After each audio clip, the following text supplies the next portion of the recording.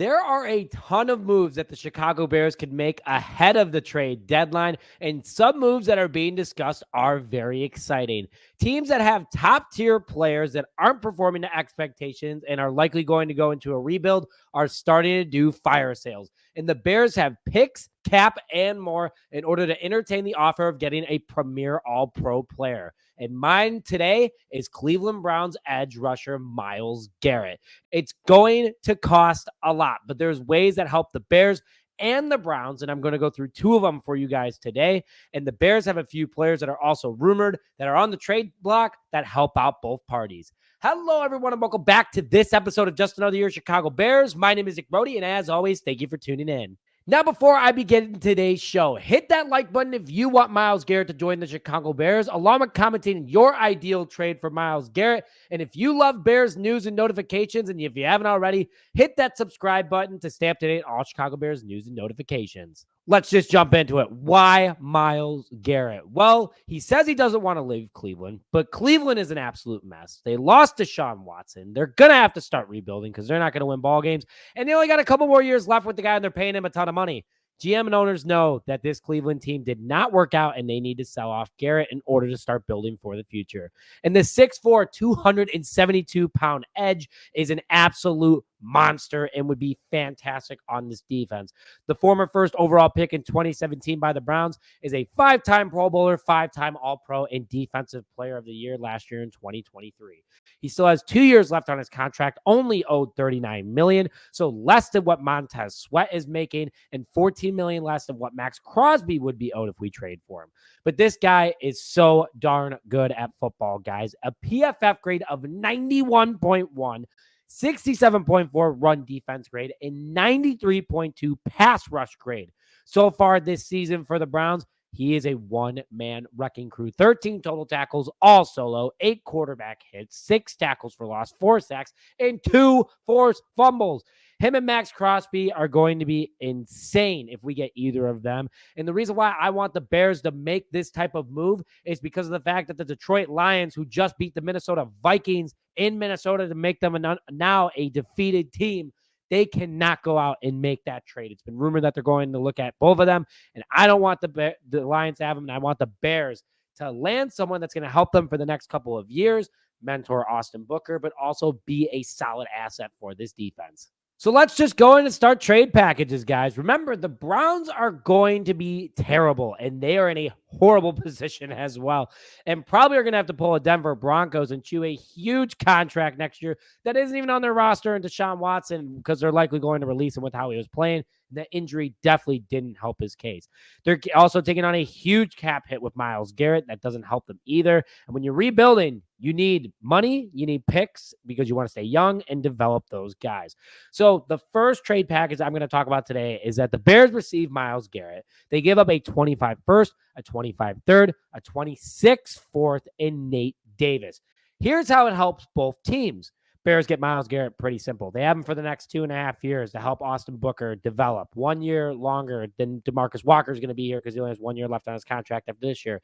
And the Bears can sign him because he'll only be 30 years old if all things work out. Bears also get rid of Nate Davis. That will cost them a bit. And also they throw in 3 picks. How it helps the Browns is that the Browns save a ton of money in cap. They get 3 more picks over the next 2 years. They can get rid of Nate Davis if they don't like him. If they do like him, they can keep him because he's not worth that much on his contract next year. And on top of it, too, if they decide to get rid of him, it's only a $1.75 million cap hit, which maybe in a deal, the Bears would end up paying for that as long as Cleveland agrees to cut him, which I've never heard of, but you never know. They get a guard this year. They let him walk if it doesn't work out. Now, I got one more trade package, but that one is pretty enticing. I will say that.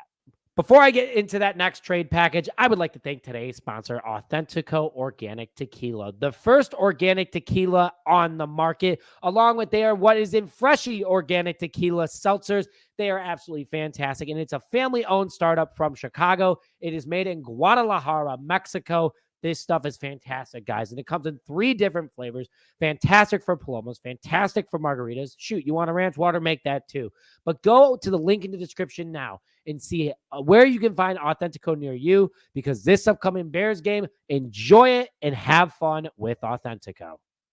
And excited to say we're having a week 11 viewing party, Bears versus Packers, working with Authentico. So stay tuned for that. It's officially announced later this week, and we're excited to bring that for you guys. But look out on our Twitter and other pages for the sign up. It's free tickets.